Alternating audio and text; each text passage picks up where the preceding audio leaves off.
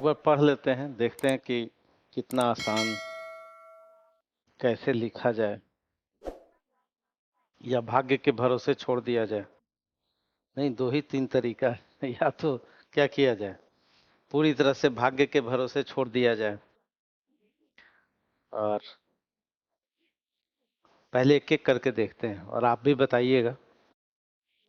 Group A का जो निबंध है, अपने आपने देखा भी होगा। जंगल अपने पेड़ स्वयं तैयार करता है, वह लोगों के जंगल में आकर बीज फेंकने का इंतजार नहीं करता। Forest creates its own trees, it doesn't wait for the people to throw seeds. जंगल अपने पेड़ स्वयं तैयार करता है, वह लोगों के जंगल में आकर बीज फेंकने का इंतजार नहीं करता। क्या मतलब है इसका? एक दो लाइन में बताइए, एक दो लाइन में कि इसका मीनिंग क्या है और किस दिशा में लिखना चाहेंगे। आप बताइए, बैठ के बताइए। हाँ, बैठ के बताइए। मनुष्य अपने कर्म को करे और फल की चिंता नहीं करे, ये कह रहा है। हाँ, और आप बताइए। और यानी विदेश नीति से संबंधित है, विदेश नीति से। अच्छा, कहाँ पे लिखा है विदेश नीति? एक बार फिर से हम पढ़ ले रहे हैं।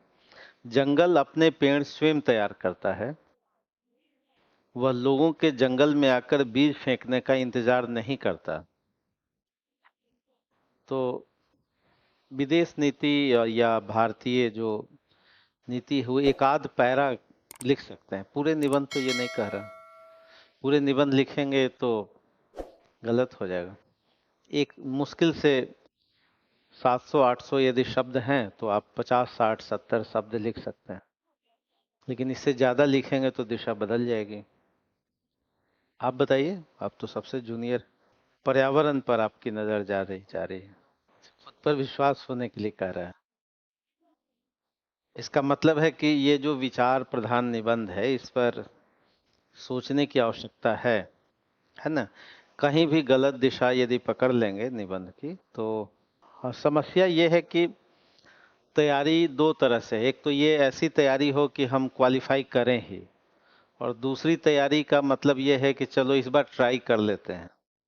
नहीं, अपने आप को आप प्रयोग स्थल बना लें तो ये वाजिब नहीं है, क्योंकि एक एक चांस बहुत कीमती है, एक एक वर्ष बहुत कीमती है ना। तो अब ये है कि जो भी आप समझ रहे हैं कुछ हद तक, जंगल अपने पेड़ स्वयं तैयार करता है तो स्वावलंबन की बात कर रहा है, आत्मनिर्भरता की बात कर रहा है, सेल्फ कॉन्फिडेंस की बात कर रहा है। वो लोगों के जंगल में आकर बीज कोई फेंके इसका वेट नहीं करता, है ना। खुद ही को कर बुलंद, इतना ये कह रहा है ना। अपनी बात, अपना प्रबंधन, अपनी तैयारी, चाहे वो राष्ट्र के स्तर पर हो, चाहे वो जीवन मूल्य के स्तर पर हो, चाहे वो इतिहास के स्तर पर हो, राष्ट्रीय आंदोलन के स्तर पर हो, तो जंगल अपने पेड़ स्वयं तैयार करता है।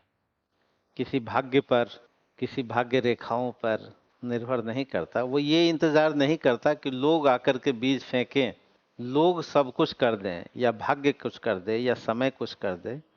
वो अपनी खेती स्वयं करता है। जंगल अपने पेड़ स्वयं तैयार करता है, यानी आप अपना प्रबंधन स्वयं करते हैं। हर व्यक्ति अपने तरीके से अपनी लड़ाई लड़ता है ना। तो स्वावलंबन की बात है, आत्मनिर्भरता की बात है, और अपने सेल्फ मैनेजमेंट, सेल्फ प्रबंधन की बात कह रहा है, कर्म पर चलने की बात कह रहा है ना। जंगल अपने पेड़ स्वयं तैयार करता है, वो किसी पर निर्भर नहीं होता।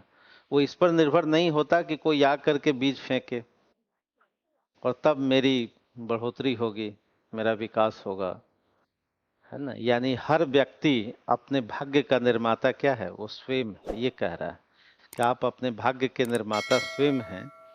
और यही है भी उचित। जंगल अपने पेड़ स्वयं तैयार करता है, forest creates its own seeds. हर व्यक्ति अपने कर्म का निर्धारक है, कर्मफल उसी के मैनेजमेंट का हिस्सा है। तो आ, कई सारे एस्पेक्ट हैं इसके जिस पर लिखना है, हम लोग लिखेंगे भी। दूसरा निबंध था, बहुत आसान था। साहित्य ज्ञान का केवल एक स्रोत ही नहीं है, साथ ही यह नैतिक और सामाजिक क्रिया का भी एक रूप है। केवल नॉलेज का सोर्स नहीं है। Literature is not only a source of knowledge, साहित्य होता क्या है और कैसे सोर्स ऑफ नॉलेज है, बस इतना ही नहीं है, but also a form of moral and social activity, वो नैतिक और सामाजिक क्रिया का भी रूप है। यानी साहित्य में ज्ञान तो मिलता ही है, ये कह रहा निबंध, और ज्ञान के साथ साथ यह नैतिक भी बनाता है और सामाजिक जो बिहेवियर है उसको भी प्रमोट करता है, वो भी लेसन देता है। तो आसान है ना। इसको अगर कोई साहित्य का विद्यार्थी है और उसके पास बहुत सारे उदाहरण हैं तो कुछ हद तक वो प्रोसीड कर सकता है, कुछ हद तक वो आगे लिख सकता है। क्लास में लिखवाया गया है, बिल्कुल सही है। तो इसमें चांसेस हैं कि अगर आपने कुछ तैयारी की है अच्छी सी तो अच्छे मार्क्स भी इसमें लिए जा सकते हैं, प्राप्त किए जा सकते हैं। लेकिन पहले से लिखा हुआ हो तो खैर, ये सब तो पढ़ाया गया था। तीसरा जो निबंध है, अपने अनिवार्य कर्तव्य का पालन करें, परफॉर्म योर ऑब्लिगेटरी ड्यूटी। अपने अनिवार्य कर्तव्य का पालन करें, क्योंकि कर्म निष्क्रियता से अवश्य ही उत्तम है। Because action is Indeed better than inaction. Action निश्चित रूप से बेटर है, कुछ न करने से कुछ करना। अपने अनिवार्य कर्तव्य का पालन करें, जो आपकी ड्यूटी है। परफॉर्म योर ऑब्लिगेटरी ड्यूटी, जो भी कर्तव्य है उसका पालन करें। क्योंकि कर्म नहीं करना या निष्क्रिय हो जाना, आलसी हो जाना, हाथ पर हाथ धरे बैठे रहना। एक कविता आपने सुनी होगी कि कादर मन को एक आधारा, देव देव आलसी पुकारा। नहीं, तो आलस से नहीं, कहा गया कि मनुष्य ही सब कुछ है, वही कर्म करता है, वही कर्म का फल का भोगता है। एक संस्कृत की उक्ति है, न मानुषात श्रेष्ठ तरम ही किंचित। मनुष्य से श्रेष्ठ कुछ भी नहीं है, अगर कुछ श्रेष्ठ है तो उसका अपना रचा हुआ विधान। तो अपने अनिवार्य कर्तव्य का पालन करें, क्योंकि कर्म जो है वो निष्क्रियता से, भाग्यवाद से जीना नहीं होता। दिनकर कह रहे थे कि भाग्यवाद आवरण पाप का और शस्त्र शोषण का। भाग्य पर नहीं चलना है, अपने अनिवार्य कर्तव्य का पालन करना है। तो बहुत ही वैचारिक निबंध बीपीएससी ने पूछा है, बहुत मजेदार पूछा है, बहुत अच्छा पूछा है। यानी तैयारी, कह रहा है बिहार लोक सेवा आयोग कि भाई आप तैयारी करें, नहीं, लेकिन हम लोग नहीं सुन रहे हैं, ये अलग बात है ना। क्योंकि फिर जीवन को क्या हम लोग बनाएं। हाँ, तो एक तरह का फायदा भी है कि अगर सारे लोग हल्के में ले लें तो उसी में से तो सिलेक्शन होना है। अगर चूहों की ही दौड़ होनी है तो कोई चूहा ही तो जीतेगा, नहीं। अगर सब लोग तैयारी न करें, अगर सब लोग एक एक क्या कर लें, एक गुप्त समझौता कर लें कि सारे विद्यार्थी जो पीटी पास करें कोई तैयारी न करें, नहीं, है ना। ऐसा हो सकता है, कुछ लोग तो तैयारी करेंगे और कुछ ही लोग सफल भी होंगे। हाँ, नहीं तो समस्या ये है कि यूपीएससी में भी कोई तैयारी नहीं करता है ना। हाँ, यूपीएससी में भी निबंध की तैयारी कोई नहीं करता, खासकर हिंदी माध्यम के जो लोग हैं। हिंदी माध्यम के जो लोग हैं, ये एक विशेषता कहाँ पाई जाती है, हिंदी माध्यम के लोगों में। क्योंकि अंग्रेजी माध्यम के जो लोग हैं वो कुछ फैक्ट्स लिख करके, कुछ टॉपिक जोड़ करके तब भी उनको मार्क्स मिल जाते हैं। भाषा ज्यादा प्रबंधित डिमांड कहाँ पर है, हिंदी माध्यम में। तो अगर माध्यम चेंज कर लेते हैं तो कम तैयारी में भी काम चल जाएगा। लेकिन चूंकि हिंदी मातृभाषा है, हर शिक्षक वो पढ़ते हुए पहचान जाएगा कि स्तर क्या है। अंग्रेजी में वो पहचान नहीं होती, ठीक है। तो ये अच्छा है अंग्रेजी माध्यम वालों के लिए कि कम तैयारी में भी उनको बेहतर अंक मिल जाता है, लेकिन हिंदी में नहीं मिलेगा। या संभव है कि हिंदी माध्यम के लोगों को बेहतर अंक मिल जाए, क्योंकि जो कॉपी जांचने वाला है वो तुरंत वर्तनी पे नजर जाएगा, वर्तनी की गलती हो रही है, भाषा की गलती हो रही है, वाक्य संरचना की गलती हो रही है, और विचार बहुत लचर होंगे, कमजोर होंगे। और पता चला कि 200-300 शब्द में आपके सारे स्टॉक विचार रिपीट होने लगेंगे, है ना। तो हिंदी माध्यम को समस्या तो जरूर है। अगर वही बात, वही कमजोरी अगर अंग्रेजी माध्यम में हो तो वहां चल जाता है ना।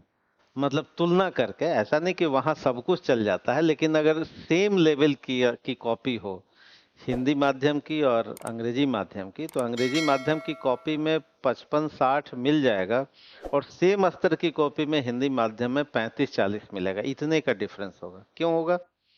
इसीलिए कि हिंदी सहज रूप से समझ में आती है, और जब सहजता से समझ में आती है और कॉपी में वो स्तर नहीं है, तो लगेगा कि इस विद्यार्थी ने कोई तैयारी नहीं। लेकिन वही अंग्रेजी माध्यम में क्या होगा कि औसत रूप से थोड़ा ठीक है, ग्रामर स्पेलिंग ठीक है, तो आपको 60 अंक मिल जाएगा। यानी इस बार बिहार पीसीएस में मुझे ऐसा लगता है कि अंग्रेजी माध्यम को ही टॉप करना चाहिए, क्योंकि निबंध के पेपर में हिंदी माध्यम के लोग बहुत पीछे नजर आएंगे।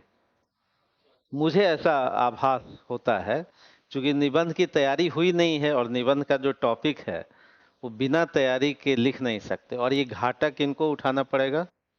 हाँ, ये उतना घाटा अंग्रेजी माध्यम में नहीं होगा, क्योंकि वो कुछ ना कुछ 400 500 600 शब्द बात बना लेंगे, तो 50% अंक को अचीव कर लेंगे। लेकिन हिंदी माध्यम में नहीं मिलेगा। तो ये निबंध का जो ज्यादा घाटा कहाँ होने वाला है, हिंदी माध्यम में होने वाला है, क्योंकि हिंदी माध्यम के लोगों ने कोई तैयारी नहीं की है और दिन प्रतिदिन स्तर गिरता जा रहा है, और यूपीएससी के स्तर पर भी तैयारी नहीं की है। क्योंकि जो सिविल सेवा दे रहे हैं उनमें भी निबंध पढ़ने, जानने, लिखने, जीएस पढ़ लेते हैं, जीएस में अच्छे मार्क्स आएंगे भी, और ऑप्शनल में भी आ जाएंगे जो सिविल सेवा में होते हैं, क्योंकि पढ़ते पढ़ते 6 महीना पढ़ेंगे ऑप्शनल, तो आसान है। लेकिन निबंध उतना आसान नहीं। ठीक है, तो हिंदी माध्यम के लोग इस बार बिहार पीसीएस में फिर 200 किसका देंगे कि मेरा हिंदी माध्यम था तो हाँ गड़बड़ हो गया। लेकिन ये बिल्कुल तार्किक मुझे ऐसा आभास होता है कि अंग्रेजी माध्यम में उतना इफेक्ट नहीं पड़ेगा उससे, पर हिंदी माध्यम में पड़ेगा। हिंदी माध्यम में 100 में 30, 40, 45 नहीं तो 40 के रेंज में लोगों को मार्क्स मिलेगा, 120 मार्क्स। और वही अंग्रेजी माध्यम में 50 के रेंज में उसी स्तर की कॉपी रहेगी, सेम तैयारी, सेम लेवल, तब भी उनको कितना मिल जाएगा? 50-50 के रेंज में खराब की कॉपी में भी मिल जाएगा। तो एक तरफ 120 औसत मिलेगा और दूसरी तरफ 150 औसत मिलेगा। उसी में जो अच्छा है वो तो 1-2% को छोड़ दीजिए, तो 30 अंक का वेरिएशन इससे दे रहा है हिंदी और अंग्रेजी माध्यम में। हालांकि अंग्रेजी माध्यम वाले भी कम करते हैं, लेकिन तब भी कुछ ना कुछ वो काम कर लेंगे। और परीक्षक जो है उतनी गंभीरता से चीजों को नहीं देखता है ना, तो ये समस्या। क्या? नहीं तो वो कैसे देखेगा? नहीं संभव है ना, क्योंकि वहां जो परीक्षक हैं वो सब हिंदी माध्यम से अंग्रेजी में गए। नहीं समझे? बिहार में तैयारी हुई नहीं है बचपन से अंग्रेजी माध्यम में, तो जो अंग्रेजी की कॉपी जांच रहे हैं वो सब तो हिंदी माध्यम से अंग्रेजी में गए, है ना। तो इसलिए उतनी विचार परक अंग्रेजी नहीं है। बिहार में कितने परीक्षक हैं, मतलब कॉपी जांचने वाले तो कम हैं लोग, है ना, जानने वाले कम हैं लोग। हम लोग इस पर डिटेल 700-800 शब्द समझेंगे और लिखेंगे एक एक करके।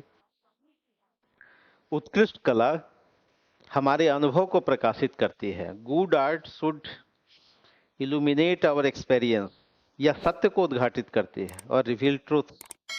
जो उत्कृष्ट कला, उत्कृष्ट मतलब जो सर्वोच्च है, जो बेस्ट है, जो अच्छा है, वो हमारे अनुभव को प्रकाशित करती है या सत्य को उद्घाटित करती है, या दोनों करती है। तो आपको दोनों लिखना पड़ेगा, अनुभव भी और सत्य भी, है ना। जो बी खंड है उसमें हम इतिहास निर्माता नहीं हैं, बल्कि हम इतिहास द्वारा निर्मित। We are not makers of history, we are made by history. हम इतिहास निर्माता नहीं हैं, बल्कि हम इतिहास द्वारा निर्मित। क्या मतलब हुआ इसका? कह रहा है कि हम इतिहास निर्माता नहीं हैं, बल्कि हम इतिहास द्वारा निर्मित।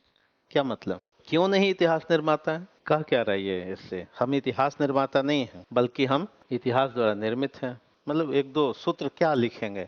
हमको अगर 85 शब्द लिखना हो, 100 शब्द लिखना हो, तो किस दिशा में लिखें, क्या सोच के लिखें? हाँ हाँ, तो कुछ उदाहरण दे के बताइए, एक आध उदाहरण। मतलब हम इतिहास निर्माता नहीं हैं, हम इतिहास निर्माता हैं, इतिहास द्वारा निर्मित नहीं है। अच्छा, ये आप कहना चाहते? अच्छा चलिए, हाँ, और आप बताइए, हेमशंकर आप बताइए, क्या कह रहा है ये निबंध? बाद वाले कि हम इतिहास निर्माता हैं, और इसका मतलब गांधी इतिहास निर्मित नहीं है, इतिहास निर्माता है। गांधी के निर्माण में इतिहास का कोई योगदान नहीं। अच्छा, और चार जीवन का आधार है, अच्छा निबंध है। एक निबंध पूछा गया कि कोविड के बाद बदलाव मांगती शिक्षा, ठीक है, education seeking change after Covid, इस पे भी लिखा जा सकता है, मैटर है, लेकिन अच्छे अंक इंटरनेट वाले में और एजुकेशन ये इसमें। अब जो ग्रुप सी है जिसको आप कठिन समझते हैं, हाँ, मूस मोटई है, लोढ़ा हुई है, ना हाथी ना घोड़ा हुई है, क्या मतलब है इसका? बहुत अच्छा निबंध है और बहुत अंकदायी भी है। और हम भी देख रहे थे कि यूट्यूब पर लोग क्या क्या बता रहे हैं। हाँ, क्या बता रहे हैं उल्टा पुल्टा, जरा वो बताइए। हाँ हाँ हाँ, नहीं वही बताइए, जो चूहा कितना भी हो जाए तो क्या मतलब, मीनिंग क्या उसका, लिखेंगे कैसे? 800 शब्द लिखना है अपने क्षमता का। अच्छा, उसके अनुसार तो इसका मतलब भाग्य पूर्व निर्धारित है, तो फिर क्षमता का आकलन क्या किया जाए? नहीं, आप बताइए कि हाँ, उपहास का मतलब हम ये जानना चाहते हैं कि हमने भी ये दो चार सुना है, तो हमको लगा कि कैसे टीचर लोग बाँच करके इधर उधर बात, चूंकि आजकल बात बनाने वाले टीचर ही लोकप्रिय है और होना भी चाहिए, क्योंकि समय का अपना बदलाव है, तो ये वाजिब भी है। क्योंकि जैसा हम नहीं कहते कि जैसी जनता होती है वैसी क्या होती है, वैसा शासक होता है। नहीं तो पढ़ने वाले भी बांचने वाले को क्या कर रहे हैं, उस स्टाइल को, उस तरीके को प्रशंसा कर रहे हैं, तो इसलिए वो वैसे तो होंगे ही, क्योंकि सब समाज का ही रिफ्लेक्शन होता है। तो अगर बच्चे ऐसा चाह रहे हैं तो टीचर को ही होना वाजिब है, और जो उस दौर में नहीं होगा वो हाशिए पे चला जाएगा, है ना? तो सबका, तो ये कह क्या रहा है हमको, किसी टीचर ने ऐसी बात बना के लोग निकल गए, तो और उन्हीं को कहिए कि लिखने के लिए आप लिखवाइए 800 शब्द, नहीं तो भाग जाएंगे भाग जाएंगे। नहीं, वो तो दावा चूंकि उन्हीं के बीच करना है ना, कि जो उनको पसंद करते हैं, तो इसलिए वाजिब है उनका करना। झूठ बोलना तो वाजिब है, हाँ, टीचर लोग झूठ बोल रहे हैं तो सही बात, क्योंकि सुनने वाले वही पसंद कर रहे हैं, है ना? सुनने वाले वही पसंद कर रहे हैं, तो इसलिए वाजिब है उनका बोलना, बोले तो खतरनाक। हाँ, बिकेगा नहीं, झूठ बोलना उनका न्याय संगत है और बिल्कुल प्रासंगिक। इसलिए प्रासंगिक है कि सुनने वाली भीड़ क्या है, वैसी ही है, तो इसलिए। लेकिन चलिए, उससे कुछ काम नहीं चलता। ये बताइए कि इसका क्या मीनिंग, लिखेंगे क्या, अब तक आपने क्या सोचा है, ये कह क्या रहा है निबंध? क्योंकि 800 शब्द लिखना है और अंक भी लाना है, लिखना ही नहीं है आपको, क्या करना है, मार्क्स भी लाना है। इसका मीनिंग क्या है, बताइए, गलत बताइए। मूस का मतलब क्या? चूहा, हाँ बिल्कुल सही है, ये तो बहुत सुना भी होगा। हाँ हाँ बिल्कुल, वो सबको समझ में आ रहा है, लोढ़ा का मतलब जो सिलबट्टा के साथ जो रहता है, ये तो सबको समझ में आ रहा है। लेकिन इसका भाव क्या है? दो चीज होता है ना, कोई भी वाक्य का, है ना, कोई भी वाक्य है या जो विचार है, या चलिए लोकोक्ति है, इसके दो मतलब हैं, एक तो शब्दार्थ और दूसरा भावार्थ। निबंध तो इसी पर होता है, निबंध इस पर आधारित है। कोई लोकोक्ति है तो इसका जो भावार्थ है उसी पर तो निबंध लिखे। मान लीजिए 9 2 11 होना, तो आप कहिए कि 9 और 2 जोड़ने की बात कर रहा है, ये तो नहीं कहेंगे भाई, जो इसका भावार्थ है उस पर निबंध होगा ना। अब मूस मोटाई है, लोढ़ा हुई है, लोढ़ा सबको समझ में आ रहा है, इसमें क्या दिक्कत है? नहीं, ये तो औसत बात है, इसकी औसत क्या, ये तो निरक्षर जनता सब समझती है। तो ये लोढ़ा लिखना तो नहीं है ना निबंध में, इसका कोई मीनिंग तो होगा। 9 2 11, 9 2 जोड़ना तो नहीं होता। और मूस किसको नहीं समझ में आ रहा है, मतलब चूहा होता है। और लोढ़ा भी समझ में आता है, हाथी और घोड़ा भी समझ में आ रहा है, ये चारों शब्द तो सबको समझ में आ ही रहा है। तो इससे निबंध का लेना देना क्या है? नहीं, ये तो मूस है, ये तो शब्द है। लोढ़ा एक शब्द है, हाथी एक शब्द है, और घोड़ा भी एक शब्द है। तो ये शब्दों का मीनिंग तो किसको नहीं आ रहा है, सबको आ रहा है। लेकिन यही निबंध है क्या? निबंध यही तो नहीं है, इसी को तो नहीं लिखना है, लिखना है कि जो लोढ़ा का मीनिंग बताओ, ये तो नहीं लिखना है। निबंध का मतलब कुछ और है इसका। तो क्या मतलब है? क्योंकि उसी मतलब पर इस पे निबंध लिखना है ना, कि इसका मतलब क्या है। मान लिया कि मूस और मोटइहे हैं, लोढ़ा है। अब इसका ये तो मतलब सबको पता ही है, इसमें विद्वता क्या है, ये तो कोई भी आ, किसी भी ग्रामीण व्यक्ति से जाने, वो सब आपसे ज्यादा जानता है। लेकिन वो निबंध तो नहीं लिख सकता, लिख सकता है। और वही लिखना है क्या? इसका मीनिंग क्या है, कहना क्या चाहता है ये निबंध? ना हाथी ना घोड़ा हुई है, इसका मतलब? हाँ बताइए बताइए, गलत बताइए, सही बताइए, जो भी बताइए। जो अभी तक तो बहुत दिन हो गए एग्जाम के, और उस दिन से हम देख रहे हैं कलाकारी टीचर लोगों की। बाप से बेटा कितना भी हो जाए तो बाप से आगे क्यों नहीं हो सकता? हर पिता चाहता है कि मेरा पुत्र क्या हो, हमसे आगे बढ़े। ये तो हर पिता की कामना होती है। नहीं तो ये तो, हाँ लेकिन वो तो वो लिखेंगे तो फिर तो हाँ, तो और क्या, मतलब इसका मुंह का क्या मतलब, बताइए। हाथी घोड़ा हो जाएगा, हो सकता है।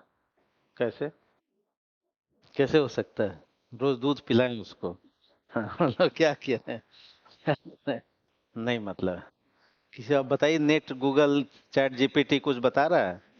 नहीं, कुछ तो बता रहे। नहीं उससे भी ढूंढिएगा, उसको नहीं पता चलेगा। जैसे कई सारी बातें चैट जीपीटी को पता नहीं चलती, है ना? तो इसका क्या मतलब है?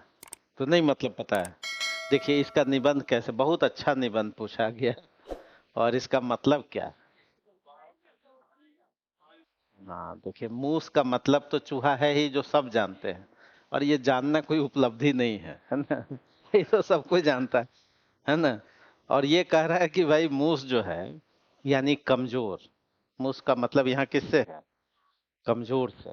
और कमजोर वो आर्थिक रूप से भी हो सकता है, कमजोर वो राजनीतिक रूप से भी हो सकता है, सामाजिक रूप से भी हो सकता है। नहीं, यानी ये मूस कौन है? हम भारत के लोग हैं, है ना? जो प्रियम्बल का जो शब्द है, ये है 150 करोड़ जनता। अब इसमें दो बातें, एक तो ये सामर्थ्य नहीं भी हो सकता है कि इसके पास सामर्थ्य नहीं हो, और दूसरा है कि है शक्ति है, हमारे पास सामर्थ्य है, सामर्थ्य है। नहीं है, इसके कई कारण हैं। इनबिल्ट कारण, सामाजिक कारण है। नहीं, जो आपका प्रियम्बल कहता है कि न हमको स्वतंत्रता ढंग से मिल रही है, न समता मिल रही है, जिसके लिए हम कोशिश कर रहे हैं, ये जो सामर्थ्य नहीं है जिसके पास, जो 80% 90% जनता है ना, ये क्या कर लेंगे भाई? क्या हाथी और घोड़ा होंगे? ये सुप्रीम कोर्ट के जज बनेंगे क्या? नहीं बनेंगे। तो कौन बनेंगे? है ना? इन पर बात हो रही कि मूस मोटाई है, लोढ़ा हुई है, कि मतलब जिसके पास सामर्थ्य नहीं है। नागार्जुन की एक कविता है हरिजन गाथा, है ना? वहां एक बच्चा हरिजन घर में जन्म लिया है। नागार्जुन कहते हैं कि क्या करेगा भला आगे चलकर, करेगा क्या, राम जी ही करें इसकी खैर। आखिर एक, जहां हम रिसोर्स बनाने की बात है, न हम एजुकेशन दे रहे हैं, न स्वास्थ्य पर बात कर रहे हैं, और न स्किल पर बात कर रहे हैं, तो ये संसाधन बनेगा कैसे? ये जो भारत का लोग है, जो ग्रामीण जनता है, जो पीछे रह गई है, वो हाथी घोड़ा नहीं बनने वाली है।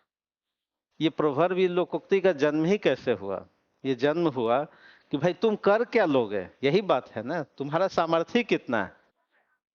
एक गरीब जो गांव का विद्यार्थी, वो क्या कर लेगा? ज्यादा से ज्यादा अग्निवीर बन जाएगा।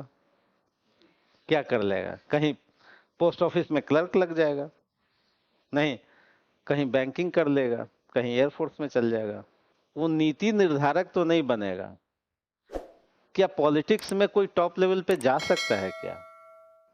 नहीं जा सकता। वो हम भारत के लोग, जो आम जनता है, वो कहीं नौकरी कर लेगा, कहीं अपना जीवन खेप लेगा। कहा जाता है कि सपनों से ही पता चलता है कि वो व्यक्ति की सामाजिक आर्थिक स्थिति होती क्या है। आप जो सपना देखते हैं, मान लिया कोई सपना देख रहा है कि जी हम आईएएस बनना है हमको, ये बड़ा सपना है, लेकिन किसी परिवार के लिए बहुत छोटा सपना होगा। अंबानी का बेटा क्यों बनेगा आईएएस? उसके लिए तो ये छोटा सपना है। तो सपनों से पता चलता है कि आपके परिवार की सामाजिक आर्थिक हैसियत क्या है।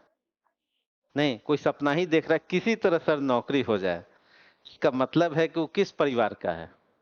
आप किसी से पूछिए कि भाई तुम क्या बनना चाहते हो, अगर वो कहता है कि जी हमको ये बनना है, तो उससे आप पता कर सकते हैं कि उस समाज की हैसियत क्या है, उस परिवार की हैसियत क्या है। वो क्या, मान लीजिए किसी घर की लड़की से भाई अंतिम उद्देश्य ही शादी हो जाए?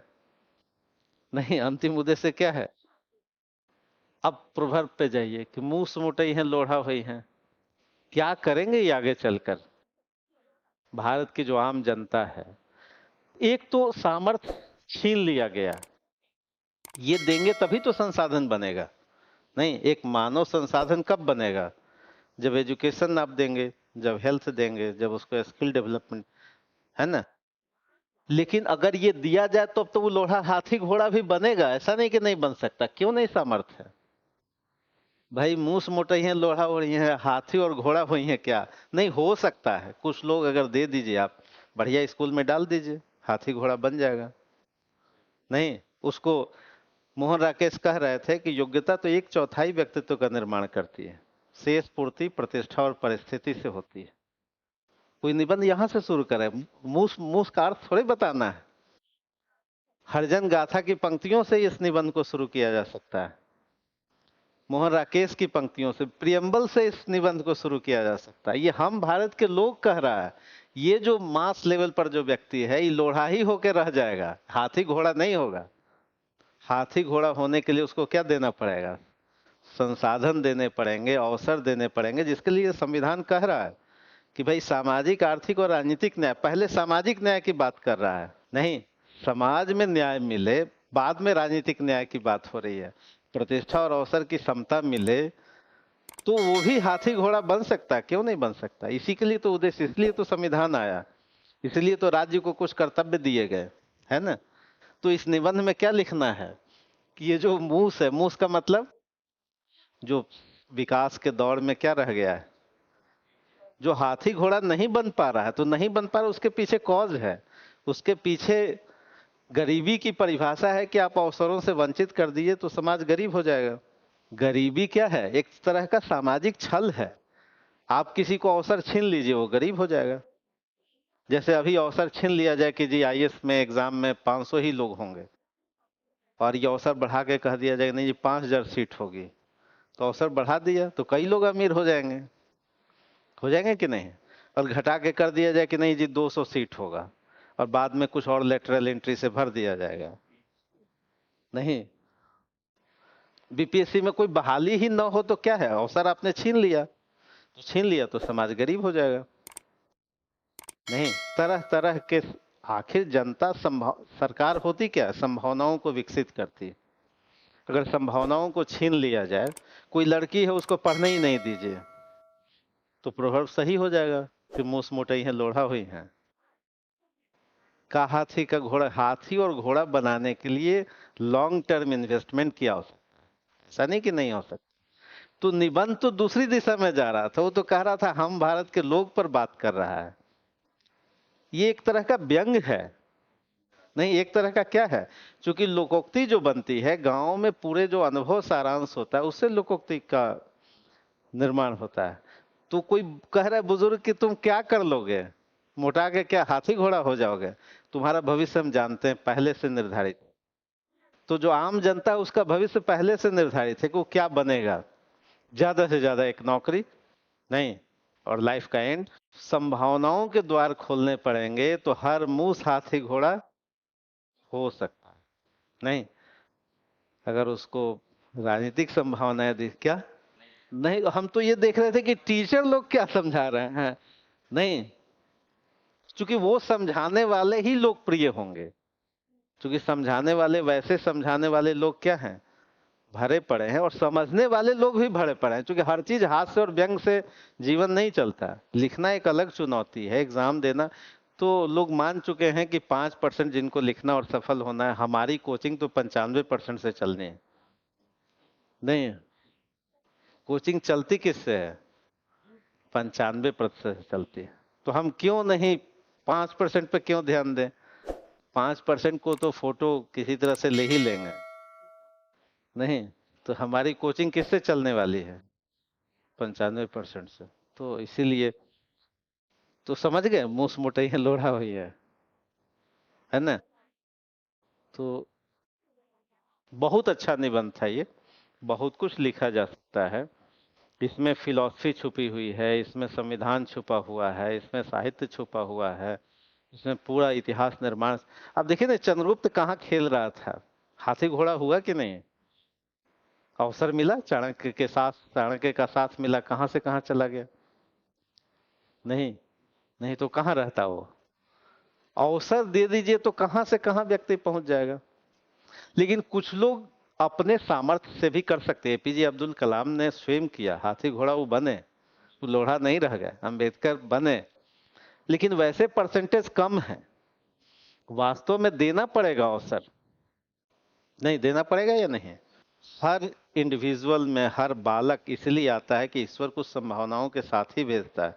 लेकिन अगर कोई बच्चा जन्म से ही कुपोषित हो जाए तो क्या कर सकता है।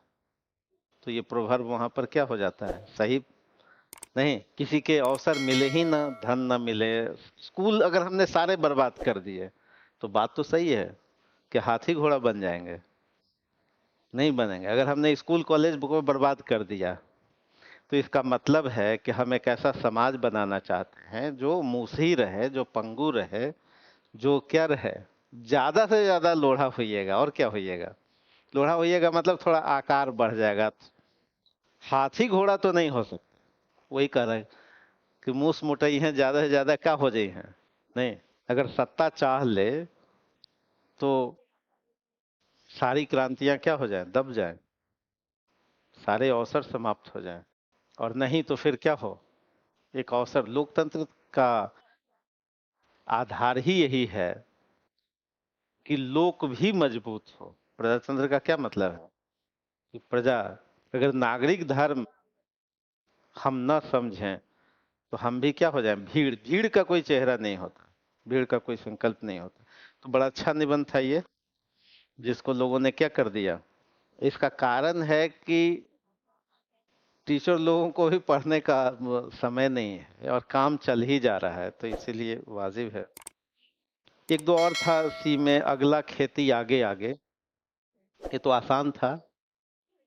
इसका मतलब है, ये सिविल सेवा में भी पूछा गया है, छप्पर मरम्मत करने का समय तभी होता है जब धूप खिली हो। यही बात तो बीपीएससी में भी पूछा। नहीं, अगला खेती आगे आगे, जो आगे बढ़ के, मान ली एग्जाम है आगे, तो तैयारी तो अभी से होगी कि भागे जागे होगा। पिछला खेती भागे, भाग्य पर निर्भर नहीं रह जा सकता। अगला खेती मतलब अग्र सोची सदा सुखी, ये बात कह रहा है कि अगर आपके पास चुनौती आने वाली है तो पहले से तैयार रहिए। नहीं, अगले खेती को मतलब आगे बढ़ कर के, नेतृत्व तो आगे बढ़ के किया जाता है। पिछला खेती तो भाग्य पर निर्भर है। तो जीवन समाज भाग्य पर निर्भर नहीं होता। ये भी अच्छा निबंध है, सरल सा है। एक है कि पानी में मछलियां, इसका मतलब ये है कि अभी आपके पास उपलब्धि मिली नहीं है। और बखरा मतलब बखेरा, मतलब ये है कि नौ नौ बखेरा, आपस में ही झंझट, आपस में ही कलह, आपस में ही मारा मारी, यानी उपलब्धि मिली नहीं है। और उपलब्धि नहीं मिली है और उसके पहले, और ये ऐसा होता क्यों है, एक तो विजन नहीं होता, दूसरा हो सकता है गरीबी हो सकता है निरक्षरता हो सकता है दूरदृष्टि का अभाव हो।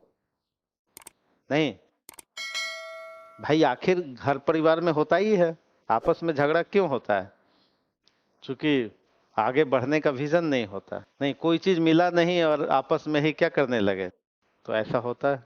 बहुत सारी बातें, पानी में मछलियां, क्या, हाँ बहुत सारी बातें इसमें। फिलॉसफी भी, निबंध का मतलब क्या है, निबंध का मतलब है कि जो इंडियन ट्रेडिशन और उसका जो फिलॉसफी है उसको जोड़िए इसमें निबंध से, है ना।